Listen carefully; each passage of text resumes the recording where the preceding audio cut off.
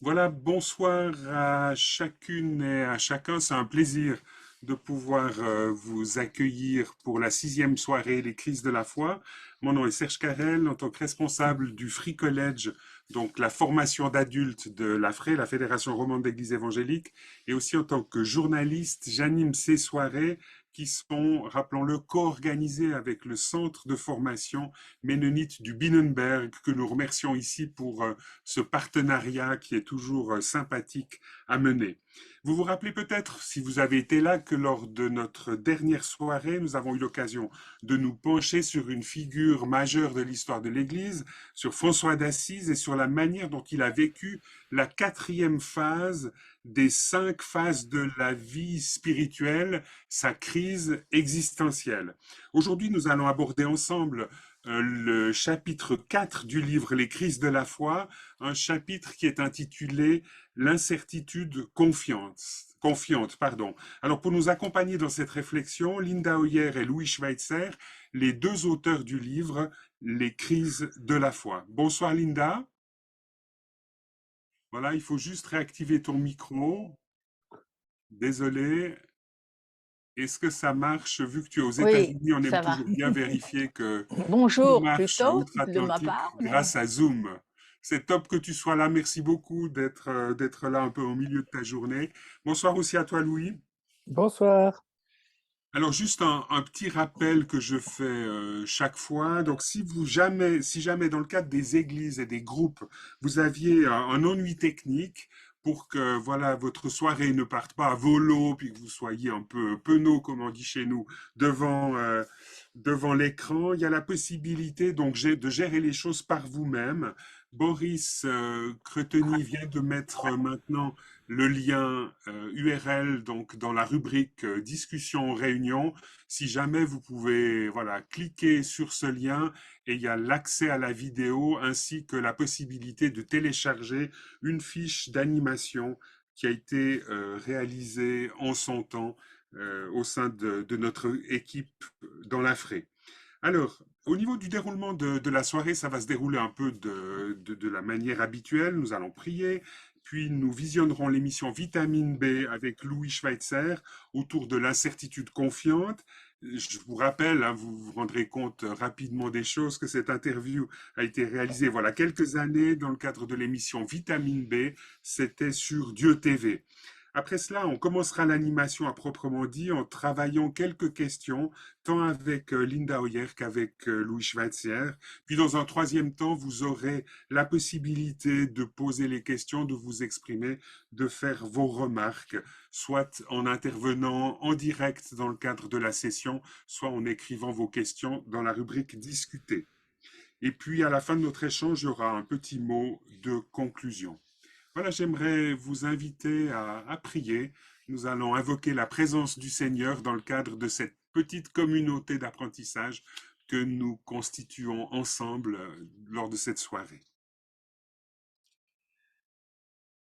Seigneur, c'est un privilège que de pouvoir être rassemblés par Zoom et de pouvoir ensemble cheminer autour de la thématique de cette soirée. Seigneur, nous voulons te demander de nous accompagner chacun, de nous permettre à chacun d'entrer dans ta présence et de pouvoir goûter en cette soirée à un encouragement, à un affermissement en toi. Nous avons, Seigneur, besoin de ton esprit et merci de nous conduire ensemble sur ton chemin. Sois loué, Seigneur, et glorifié car tu es notre Seigneur et notre Maître. Amen.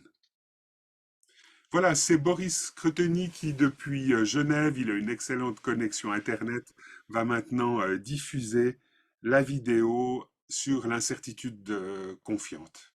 À toi de jouer, Boris. Madame, Monsieur, bonjour et bienvenue. L'aventure de la foi n'est pas un long fleuve tranquille, mais ça peut être parfois un chemin un peu caillouteux où joie, surprise et même parfois déception ont leur place. Louis Schweitzer, bonjour. Bonjour.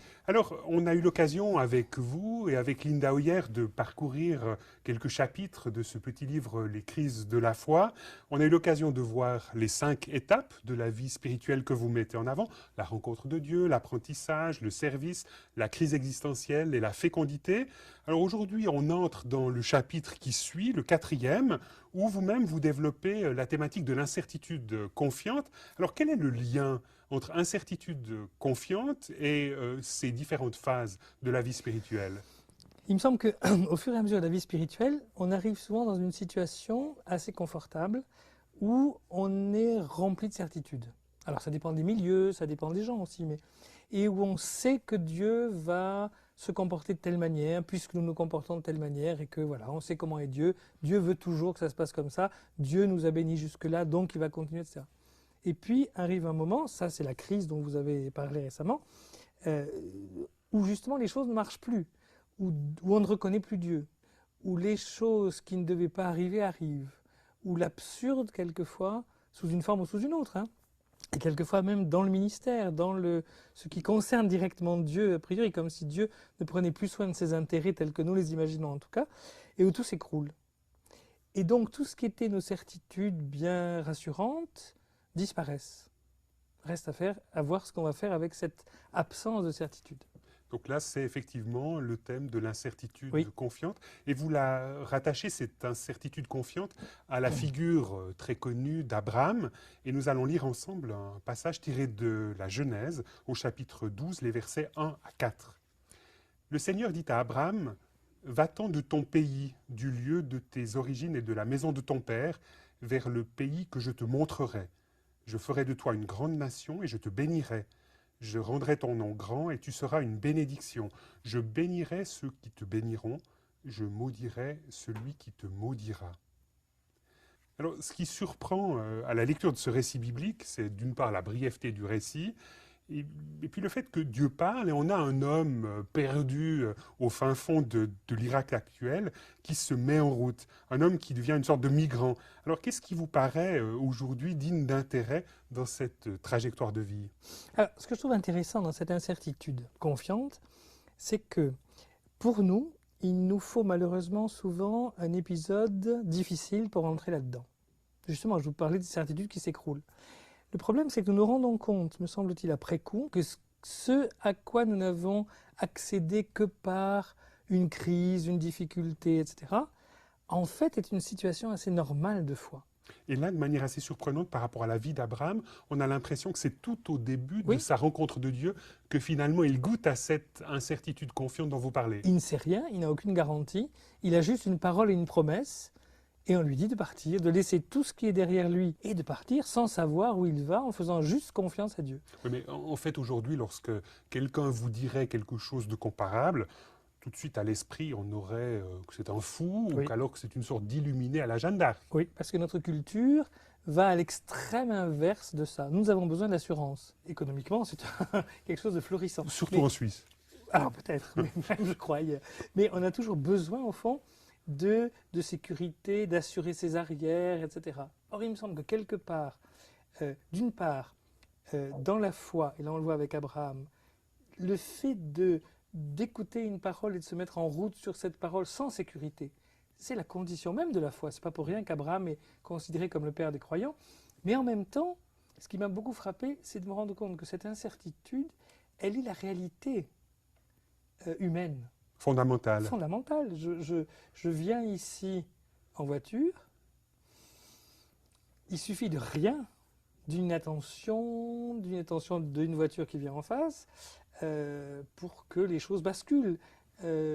Physiquement, il suffit de presque rien pour que la personne en bonne santé, qui a une vie normale, bascule là aussi dans quelque chose d'horrible. Je pense que pour beaucoup de personnes, et pour beaucoup de chrétiens aussi, nous voulons avoir une vie fidèle à ce que Dieu nous demande, mais à condition, en fuyant, j'ai l'impression, beaucoup de problèmes, de difficultés, et en s'assurant un peu partout contre tous les risques de l'existence. Alors il y a d'un côté cette peur, puis il y a aussi justement le fait de mener une existence, une vie qui soit marquée par le maximum de sécurité. Oui. Est-ce qu'on arrive un peu à dissocier les deux, là, à préciser un peu les différents types de vie, de foi qui sont envisagées? Je crois que enfin, c'est un peu la même chose. Au fond, nous voudrions servir Dieu, mais savoir en gros où nous allons aller. Alors, il y a aussi une peur plus radicale qui peut être simplement le fait de ne pas vouloir que les choses changent. C'est-à-dire que nous demandons à Dieu, nous sommes prêts à le servir à condition qu'il ne nous demande rien. Dans d'autres cas, nous sommes prêts à aller très loin à condition d'avoir le programme, à condition de savoir où ça mène, à condition de diriger un peu notre existence nous-mêmes, ou en tout cas de laisser Dieu la diriger comme je souhaite être dirigé.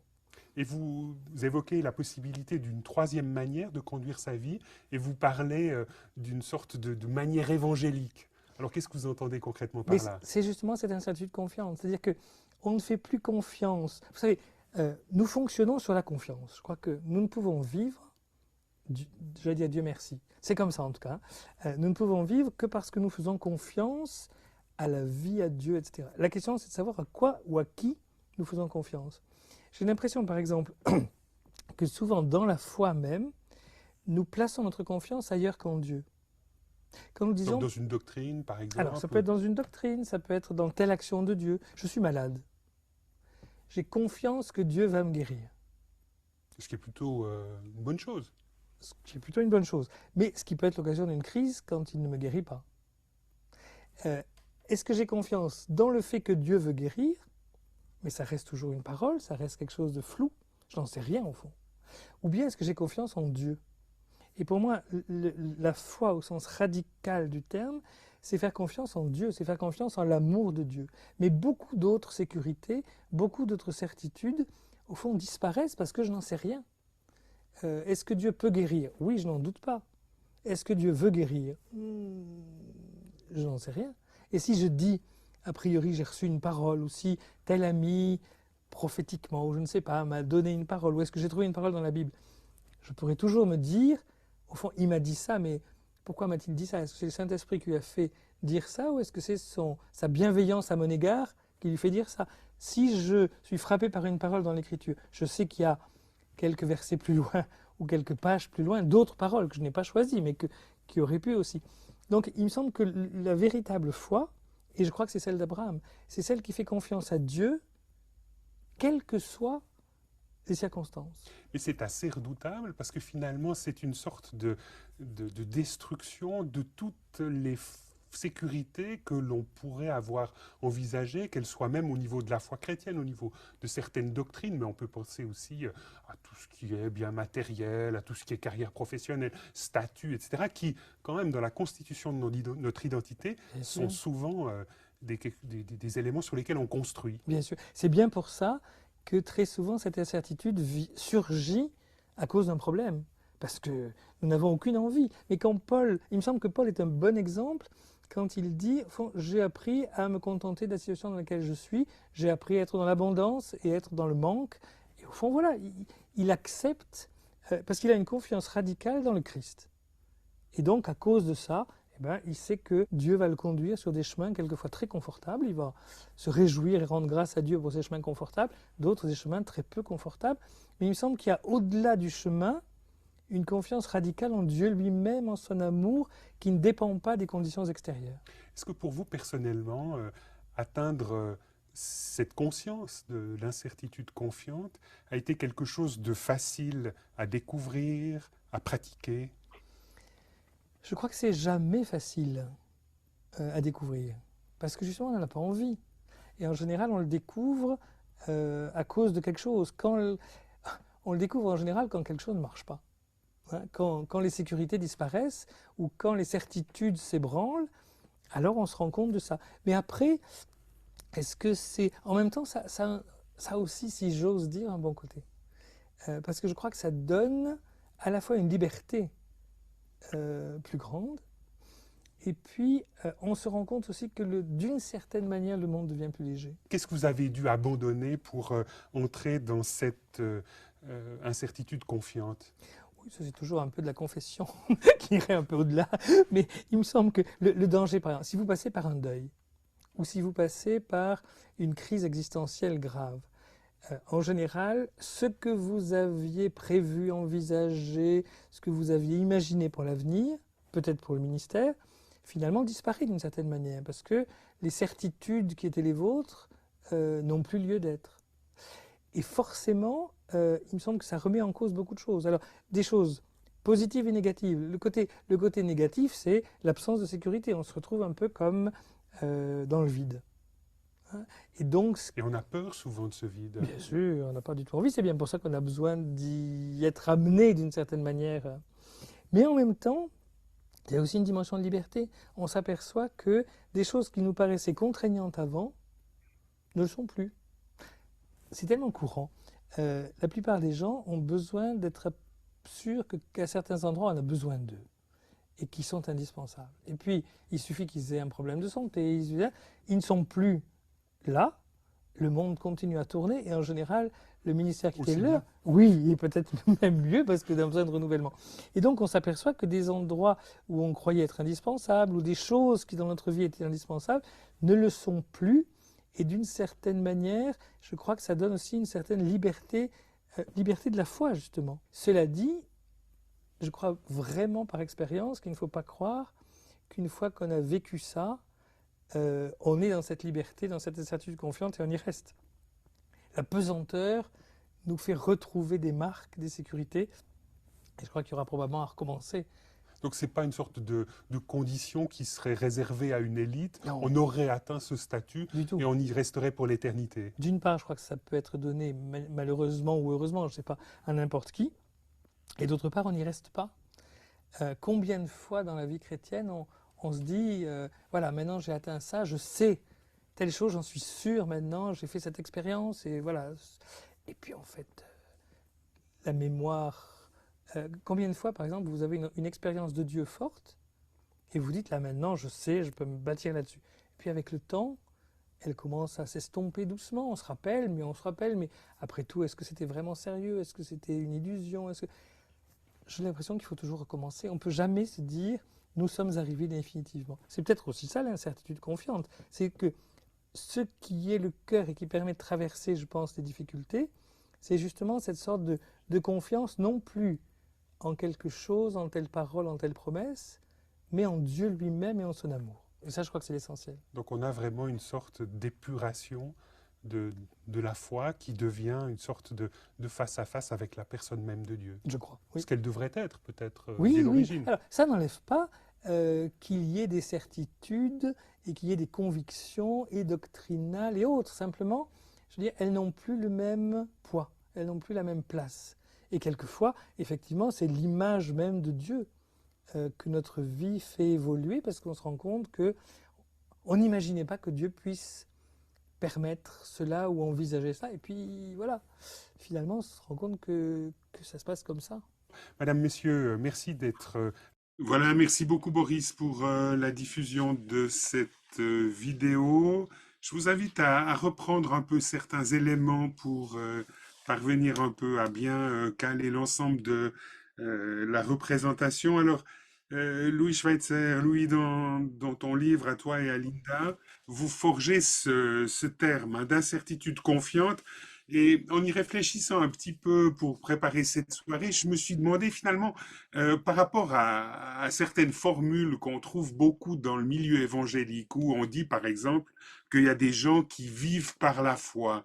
Quelle est la différence entre incertitude confiante et la vie par la foi, Louis? Ben, il faudrait déjà savoir exactement ce qu'ils entendent par là, par la vie, par la foi. Moi, j'ai entendu souvent ce genre de formule aussi avec cette idée, financièrement, on n'a pas trop de sécurité, donc on vit par la foi. Alors ça, c'est très bien, hein, et il peut y avoir un rapport en effet. Mais je pense que l'incertitude confiante est quelque chose de plus radical que ça. D'accord, donc c'est quelque chose, finalement, c'est pas rien qu'une dimension pécuniaire avec voilà, les aléas de l'existence qui, quelque Oui, part, vont rendre mon quotidien particulièrement précaire et dépendant de la présence de Dieu non, et de son intervention. ça l'est même pas du tout, ça peut le devenir à l'occasion, mais je veux dire, c'est plutôt cette idée que beh, c'est 2 choses à la fois, hein. C'est la prise de conscience de cette incertitude fondamentale qui, comme on l'a dit, il y a 10 ans, mais comme on l'a dit la Tout dernière à tout à l'heure, l'heure, voilà, est à la fois finalement la condition de notre existence réelle, chrétienne ou pas chrétienne, euh, mais on s'en rend pas compte parce qu'en général on fait tout pour le cacher, pour l'oublier plutôt. Et puis cette incertitude confiante, alors cette incertitude, elle peut être tout à fait angoissante, elle peut être tout à fait tragique, douloureuse, etc. Et dans la phase 4, ben, c'est souvent ça. Et puis elle peut être aussi confiante. Alors, ce qui est intéressant là, c'est que finalement, ça intervient pas trop dans le cadre de l'émission, mais il y aurait une précision à apporter. C'est que finalement, cette incertitude est là un peu dans votre représentation des différentes étapes de la vie spirituelle et elle a un peu son lieu dans l'une des étapes. Oui, je pense elle est d'une certaine manière forcément et principalement dans la phase 5, c'est-à-dire après la crise, hein. Parce qu'on pourrait dire, la phase 1, c'est la découverte, donc on n'est pas dans l'incertitude. La phase 2, c'est au contraire la recherche des certitudes. On essaie de construire, de fonder, etc. La phase 3, on est trop occupé pour y réfléchir. On est engagé, on travaille, etc. Et puis, souvent la phase 4, la crise, c'est juste le moment où les certitudes s'ébranlent ou s'écroulent. Et où finalement, on se rend compte que ce qu'on avait prévu, ce qu'on avait pensé, ce qui nous paraissait tout naturel, ce qui paraissait quasiment sûr, ben, tout ça, ça n'a pas marché. Et donc, dans la phase 4, ça peut être une incertitude très douloureuse, parce qu'on peut arriver à se dire, mais alors si ça n'a pas marché, si on n'est pas sûr de ça, alors on est peut-être sûr de rien. Et tout peut être mis en cause, y compris Dieu, y compris son amour, etc. etc.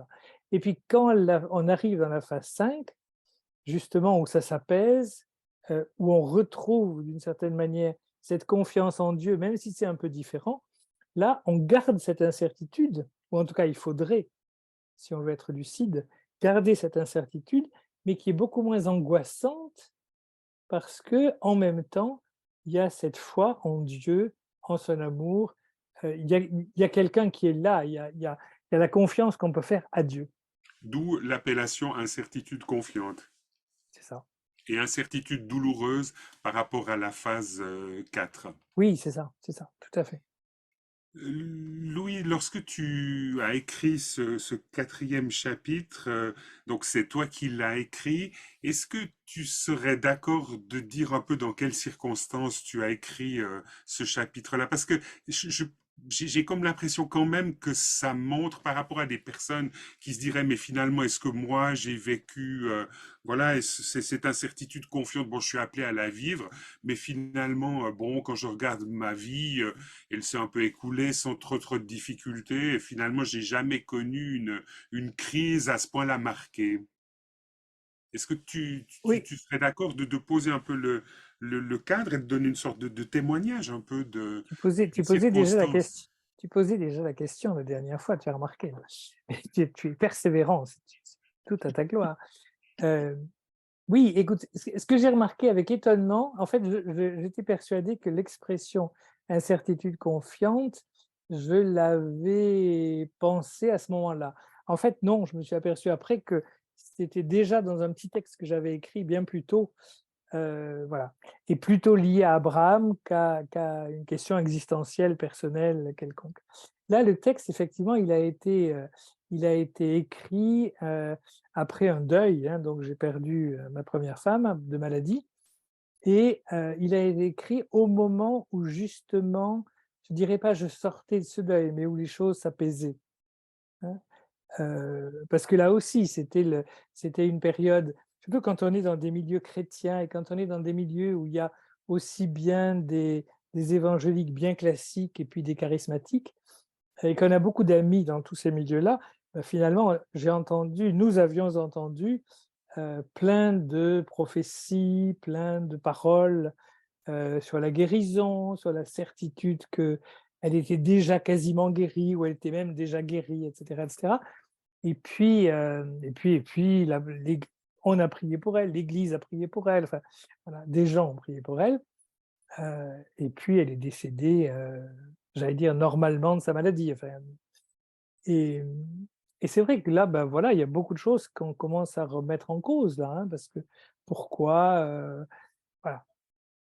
Heu et finalement, il y a eu tout un petit cheminement intérieur, enfin tout naturellement, je crois que tout le monde passe par là, et quand j'ai écrit ce texte qui était en fait le texte initial qui est ensuite un peu transformé forcément pour être Publié. publié, ça c'était une histoire entre moi et moi, c'était pas un texte, qui était destiné à quelque chose, c'était plutôt une manière de réfléchir moi-même. Parce que c'est ça qui m'a finalement fait existentiellement prendre conscience de ce que c'était cette incertitude. Est-ce que tu dirais finalement qu'il faut une crise, qu'est-ce qu'il faudrait dire, vraiment majeure, un bouleversement de sa propre existence au travers de la perte d'un conjoint ou de quelqu'un d'extraordinairement proche pour véritablement entrer dans dans cette perception de l'incertitude confiante? Je suis pas sûr, je sais que ça a été le cas pour moi, parce que je dirais j'ai un tempérament naturellement plutôt paisible et optimiste qui fait que, ben, voilà, le monde est plutôt bien à sa place dans mon esprit et cetera. Je pense qu'il peut y avoir d'autres personnes qui peuvent, sans passer par une crise, peut-être même par une expérience de Dieu bouleversante, peuvent se rendre compte que tout le reste, au fond, est secondaire et incertitude et flou autour de Dieu. En tout cas, ça a été mon cas et je pense que c'est le cas de beaucoup de gens qu'il faille passer par là pour en prendre conscience. Et c'est intéressant aussi de voir la vitesse à laquelle ensuite on se reconstruit des certitudes. C'est pas quelque chose qui nous est naturel, je crois. Linda, j'aimerais t'entendre aussi parce que finalement, c'est un peu en essayant de réfléchir à vos deux parcours et à la manière dont vous les articulez en lien avec cette incertitude confiante, j'avais aussi l'impression que toi-même, ça s'inscrivait dans un processus où tu as connu voilà, une crainte majeure, une peur même, celle à un certain moment de ta vie de perdre la vue. Est-ce que finalement, tu dirais que ce que tu développes hein, dans un autre livre qui s'appelle La souffrance, un chemin de vie avec un point d'interrogation, est-ce que qui s'appelle l'abandon confiant, est-ce que c'est aussi quelque chose qui est né de cette peur de perdre la vue? Oui, je pense que pour moi, j'avais compris parce qu'on entend le mot l'abandon, abandonne-toi à Dieu, l'abandon confiant. J'avais entendu le mot sans saisir de quoi il s'agissait, vraiment au niveau de l'expérimenter. Et c'est à travers cette maladie que euh, je pense que j'ai mieux saisi la profondeur de cet abandon confiant.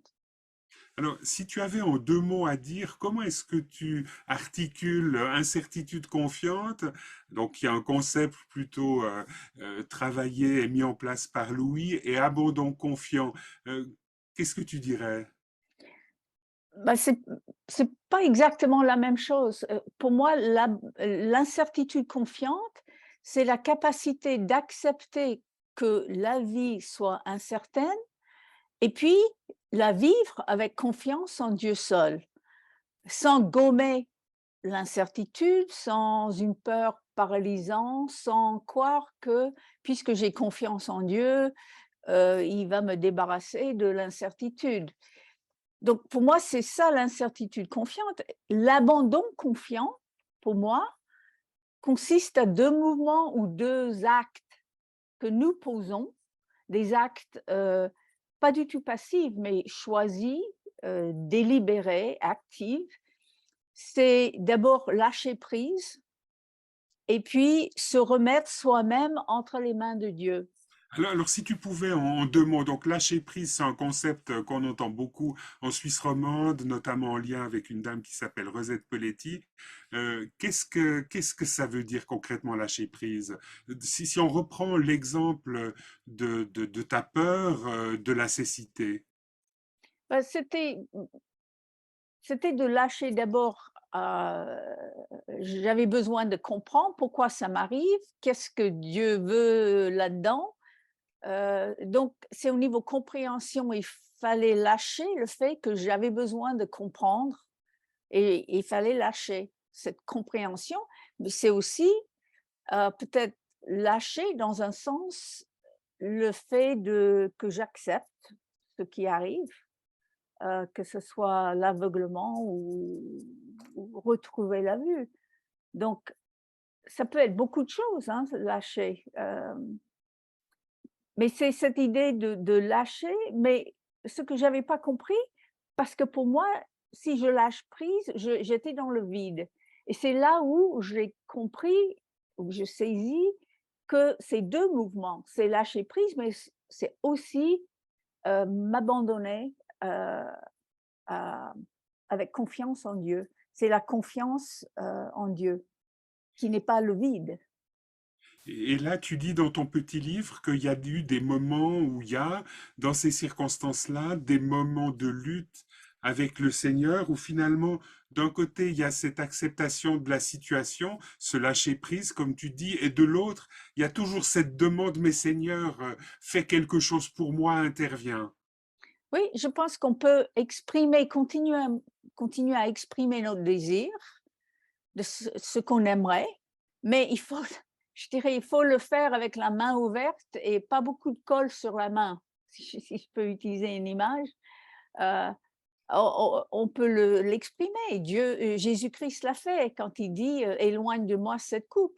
Mais il avait Donc au un jardin de désir. Gethsémanée, juste pour poser le cadre, Oui, voilà, finalement la personne de Jésus à ce moment-là te paraît vraiment emblématique de ce processus à la fois intercession auprès du Seigneur, mais fait que voilà, j'échappe à la mort, sauve-moi, etc. Puis en même temps, mais que ta volonté soit faite. oui, parce qu'il avait un désir plus profond que échapper, si je peux dire. C'est un désir, mais il y avait un désir plus profond et je pense que il a dû cheminer petit à petit vers ça. Dans le texte biblique, on a le fait d'enlever cette coupe et puis, mais non pas ma volonté, mais la sienne. Donc c'est collé dos à dos, mais à mon avis, il y a eu des heures entre les deux d'arriver à cet abandon confiante. Louis Schweitzer, Louis, comment est-ce que tu te positionnes là par rapport à cette incertitude confiante dont tu parles et puis à cet abandon confiant dont parle Linda? Est-ce que ça s'emboîte bien dans ta représentation Oui, des oui, choses ou tu vois les choses un peu différemment? oui, je trouve que c'est l'abandon confiant qui est le mouvement qui permet d'entrer dans cette incertitude confiante. Hein, parce qu'il y a la prise de conscience de l'incertitude, elle peut être angoissante, elle peut être, elle fait peur, c'est le vide, et cetera. Et l'abandon confiant, c'est justement ce qui permet d'entrer dans un abandon à Dieu. Donc on garde cette incertitude, c'est pas une manière de recoller, tout un tas de certitudes. Le monde lui-même, il est profondément incertain. Dieu lui-même est fiable, mais en ayant conscience que nous ne savons rien de sa volonté, sauf que qu'elle est amour. Mais par contre, le détail du chemin, nous n'en savons rien et c'est dans ce sens-là qu'il y a un abandon entre les mains de Dieu. Donc c'est 2 termes qui ne s'opposent pas. Tout à fait. Qui s'emboîtent vraiment et qui Ouais. définissent, voilà, Oui, à la oui, fois un oui. état général Mmh. et puis après, disons, un engagement tout concret qui se prend au niveau personnel. Mmh. Oui. Mmh. Ce qui m'a aussi frappé un peu dans ce parcours, si on reprend hein, ces différentes étapes de la vie spirituelle, les étapes 1 à 3, découverte de la foi, apprentissage et troisième, engagement, service, c'est qu'on a l'impression qu'avec 4 et 5, et notamment cette invitation à l'incertitude confiante, on assiste à une sorte de purification de la foi. C'est un terme, Linda, que tu emploierais finalement, notre foi est comme épurée, elle est comme simplifiée. Moi je dirais oui, je dirais, épuré parce que la confiance qu'on avait peut-être dans la phase 1 et 2 où je suis d'accord avec Louis, dans la phase 3, on ne réfléchit pas beaucoup, on est à l'œuvre et on court. Mais la confiance qui était établie et justement une certaine type de confiance parce qu'on a expérimenté la bonté de Dieu, l'amour de Dieu. Donc, on peut s'enraciner dans la confiance, mais c'est pas une confiance qui est le tout du réel. Et c'est là où, en phase 4, il y a pour moi une certaine purification dans le sens que j'ai l'impression on pose la question, est-ce que ma confiance est basée sur ce que je crois que Dieu va faire, hein, qui va me guérir, qui va me donner un travail, qui va faire ceci ou cela, ou est-ce que ma confiance est en Dieu seul, dans son caractère, dans qui il est, malgré l'aboutissement de la situation. Et c'est ça, une purification, ça va beaucoup plus profond que oui, j'ai confiance parce que Dieu va me faire ceci, Dieu va me donner cela. Louis, si on essaye de raccrocher ça un peu à la tradition spirituelle chrétienne, est-ce que finalement cette épuration de la foi, ça correspondrait à ce que certains spirituels disent comme étant la nuit de la foi ou la nuit obscure ou voilà d'autres termes Oui, peuvent être utilisés pour caractériser cela? on pourrait dire ça. On pourrait dire qu'en tout cas, il me semble, cette purification de la foi, c'est le chemin de la sanctification. Hein. La sanctification, il me semble, c'est pas, on l'a déjà dit, je pense, hein, mais c'est pas progresser en acquérant un certain nombre de choses, c'est plutôt épurer, simplifier, éliminer un certain nombre de choses fausses. Et alors c'est vrai, fausses ou pas forcément fausses, Incomplet. mais en tout cas inadaptées à un certain moment. Ça peut être vrai à un moment du chemin et ça l'est plus un peu plus tard. Mais finalement, il faut purifier justement. Alors, c'est vrai, si on passe par une crise, ça peut être la nuit, ça peut être effectivement un désert, une nuit, une obscurité, tout ce qu'on peut imaginer. Mais au fond, c'est simplement, je crois, l'idée que notre foi, pendant toute une période, elle est quand même intéressée d'une certaine manière. Notre foi, elle est, nous espérons bien être au bénéfice de cette foi, dans la mesure où elle est une sorte de garantie.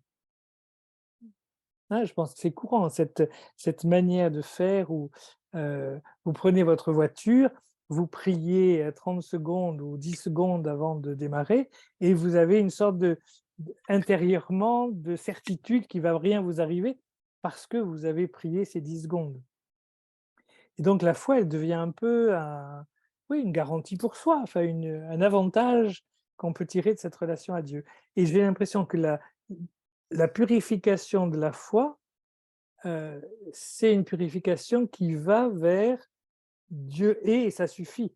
C'est Dieu seul qui compte dans cette histoire et son amour et cette relation d'amour et pas ce que je peux en tirer. Et Et c'est là, là Dieu est vraiment le Dieu Père. alors, il est le Dieu Père, effectivement. Après, j'ai conscience qu'en disant Père, tout dépend de la représentation que les gens ont du Père. Mais dans la Bible, en tout cas, c'est le Père qui aime ses enfants et qui doit être pensé comme le Père de la parabole du Fils prodigue, hein. Après, je sais bien qu'il faut manier ça avec prudence parce que, pour beaucoup de gens, le mot père évoque, soit des pères absents, soit des pères abusifs, soit et cetera et l'usage de ce mot peut devenir difficile dans ce cas-là. Mais en tout cas, Linda, c'est une dimension, excuse-moi Louis, non, Linda, non, je c'est t'en une prie. dimension à laquelle tu es très sensible, hein, Ouais. Je pense qu'il est difficile de s'abandonner à Dieu Père si nous n'avons pas saisi profondément en quoi consiste sa paternité. Parce que nous avons souvent des images, déformées ou brouillées par notre éducation, chrétienne ou par des expériences avec nos parents, terrestres. Mais c'est là où je pense que, pour moi, Jésus peut nous aider parce que Jésus a dit: «Celui qui m'a vu a vu le Père», dans Jean 14, donc ou Jean 13, dans ces 13 Jean 14, peut-être je crois. ou 14. Je crois que c'est 14. Et, et dans ce sens, c'est si je veux savoir qui est Dieu Père, il faut que je contemple Jésus dans les évangiles. Et surtout, peut-être, contempler Jésus à la croix. Je me rappelle que toujours une citation d'une femme britannique qui était missionnaire aux Indes dans les années 30, 1930, qui a dit, il y a un seul endroit où nous pouvons recevoir non une réponse à nos questions, mais la paix. C'est au calvaire.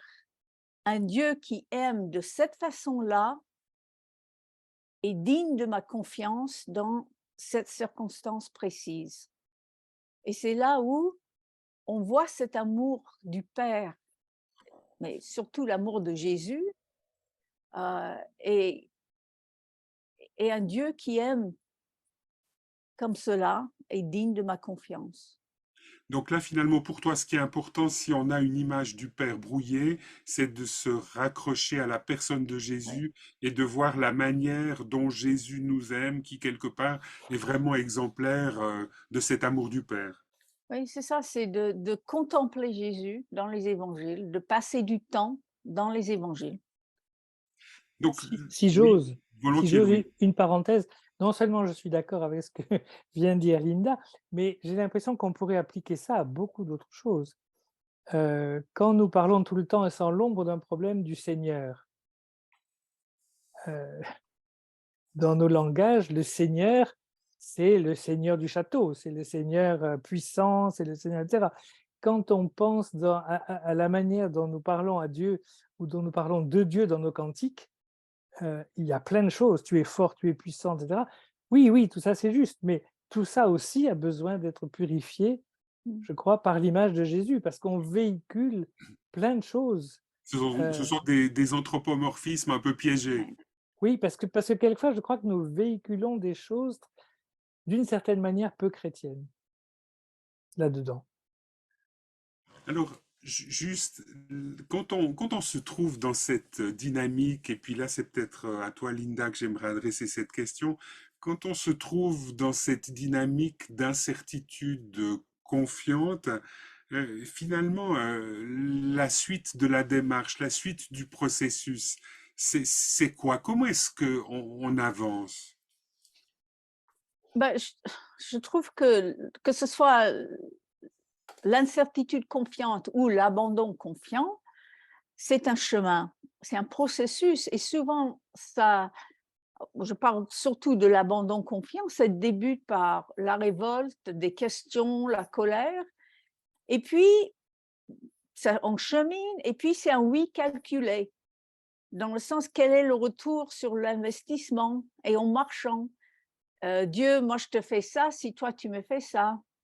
Et puis on avance et puis c'est un oui avec la tête. On sait qu'on devrait le dire. Oh, c'est juste, mais c'est pas tout notre être. Et puis on continue à cheminer et puis on arrive à cet aspect de le faire avec tout notre être. Et ben voilà, il y a des nouvelles luttes avec Dieu parce qu'il n'y a pas de, moi je dirais, de perfection permanente quant à la confiance, au moins sur cette terre. Donc, C'est ça veut rare. dire qu'elle est Faut constamment menacée, cette confiance. Bah oui, on est humain et on l'a et puis, on l'a plus et puis ça revient et c'est pas permanente. Louis, toi-même, dans ce chapitre, tu parles en finale de liberté évangélique. Alors, comment est-ce que tu raccroches ça à l'incertitude confiante? Je pense qu'à partir du moment où on s'engage dans quelque chose, à partir du moment où on s'implique, on restreint une grande part de la liberté. Hein, parce que on sait qu'on est engagé, qu'on a un certain nombre d'obligations, qu'on est un peu comme le cheval qui marche avec des œillères. Hein. C'est fait pour voir le chemin qui est devant nous et pas à droite, pas à gauche. Euh, j'ai l'impression que dans ces moments de crise où l'incertitude devient totale, finalement, il y a aussi beaucoup oui, de sentiments qu'on avait d'être obligé, d'être cadré, etc., qui d'une certaine manière disparaissent. Je suis impressionné, moi, par la liberté d'Abraham. Heu, Dieu lui dit: «Tu t'en vas», et ben voilà, il s'en va et il laisse chez lui, il laisse tout ce qu'il a, toutes ses sécurités passées. Dieu ne lui dit même pas: «Tu vas à tel endroit», ça serait encore: tu vas t'installer à Marseille ou à Honolulu ou je ne sais pas où», voilà. On commence à faire des préparatifs au moins dans la tête, mais non, tu t'en vas et puis je te montrerai, tu fais confiance. C'est quand même une très grande liberté de faire ça. Heu, Ça me fait penser un peu à ces gens qui partent, à un moment donné en voyage, sans savoir où ils vont et puis ils s'arrêtent, là où ils peuvent et ils n'ont pas d'argent et tout va bien, et cetera. Je pense qu'il ce sentiment d'incertitude, est lié au fait qu'on abandonne toutes les certitudes qui nous rassurent d'habitude ou qui nous rassuraient avant. Et donc finalement, ben, beaucoup de choses, disparaissent et beaucoup de choses deviennent possibles qui n'étaient pas possibles avant. Et Et ça, dans ce sens-là, on devient, je pense, je ne sais pas si c'est le bon mot, mais peut-être plus utilisable par Dieu parce qu'on est plus dépendant de lui et plus, prêt aussi à, si elle est confiante, cette incertitude, à accueillir ce qu'il va nous dire. juste si on fait un petit pas en arrière, puis je vous propose de conclure par ça, parce que le temps file. C'est vrai que lorsqu'on essaye un peu dans le milieu évangélique de réfléchir à cette notion d'incertitude confiante, on a l'impression qu'on en parle somme toute très peu et que c'est un concept voilà, qu'on découvre un peu au travers de vos livres. Est-ce que finalement ce serait pas parce qu'on vit des vies, en tout cas voilà, les chrétiens lambda dont je suis, on vit des vies qui sont quand même passablement épargnées aujourd'hui par la douleur de la séparation d'un être cher ou par voilà la maladie. Qu'est-ce que vous en pensez? Alors moi, je ne suis pas si sûr que ça. C'est vrai que si on compare, notre situation à la situation de gens dans d'autres régions du monde, on peut dire qu'on est privilégié, si c'est ce que tu veux dire.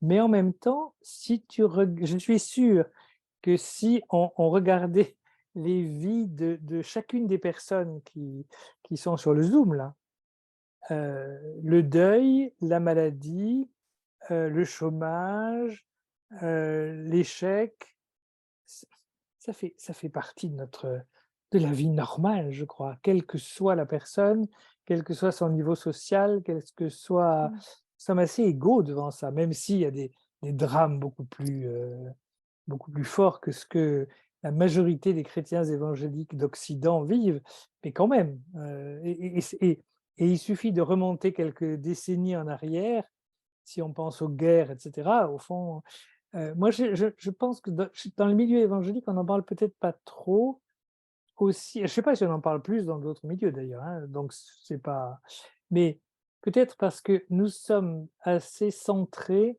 sur le fait d'avoir une doctrine correcte et ce qui pourrait paraître, mettre en cause la doctrine correcte, heu, fait peur et donc est éliminé. Or je Donc tout crois ce qui a trait au doute c'est ça, finalement, c'est ça, à c'est ça, cette incertitude qui parfois existentielle, hein, c'est ça, forte et qui induirait des questionnements peut-être assez directs à l'endroit de Dieu, on s'en méfie. c'est ça et je crois qu'on s'en méfie à tort parce qu'il s'agit de 2 dimensions qui ne sont pas du tout dans les mêmes catégories. Le fait d'avoir une doctrine juste et correcte et d'être sensible à ça est une excellente chose. Après, il y a la manière dont moi je vais vivre, ma foi. Et les 2, c'est pas la même chose, hein. Je peux répéter la doctrine correcte parfaitement bien et à l'intérieur, heu, affronter le doute, affronter l'angoisse, affronter plein de choses. Donc ce sont 2 choses qui, à mon avis, n'ont pas de, mais peut-être que, le fait d'avoir le souci d'avoir, une pensée juste, fait qu'on hésite à aborder les marges de la pensée, où on n'est plus dans la pensée, on est dans l'existence, on est dans le vécu, de peur, mais à tort à mon avis, que ça remette en cause quoi que ce soit. Mmh. Linda, tu veux t'exprimer par rapport peut-être à cette difficulté à parler de cette incertitude confiante ou bien de cette notion toute concrète que tu as forgée d'abandon confiant? Non, je suis d'accord avec Louis, hein, complètement. Et je pense que il est plus facile pour nous, heu, en Suisse ou en France ou aux États-Unis, de garder nos illusions de sécurité et ne pas être confrontés. On est confrontés de toute façon parce que c'est la vie. Donc, comme Louis dit, ça arrive à tout le monde, n'importe où vous vivez. Mais en même temps, je me rends compte que j'ai une pharmacie à côté, j'ai une sécurité sociale, j'ai plein d'assurances qui va avec, le pays et le moment et là où je vis. Donc, je peux facilement glisser dans les illusions que la vie n'est pas si incertaine que ça, même si je le sais dans ma tête. Dans tes accompagnements, Linda, cet euh, accompagnement qui tendrait à valoriser cette incertitude confiante, c'est quelque chose d'important et face à des gens qui seraient assaillis par le doute, c'est une voie que tu essaies régulièrement de mettre en avant et de souligner. Moi, je pense que je souligne. On en parle quand il y a, ils sont face, ils sont conscients de l'incertitude. Si je le fais peut-être moins, quand quelqu'un est sûr et certaine, même si on peut toujours glisser, heu, que ça existe, hein, mais c'est surtout avec des gens qui sont face à que la vie est incertaine. Et donc on Et ça, parle de quel est le processus d'entrée dans une, incertitude incertitude confiante, est dans une dynamique, si possible, comme tu l'as de profilé dans ton l'abandon. petit livre, d'abandon confiant. Oui.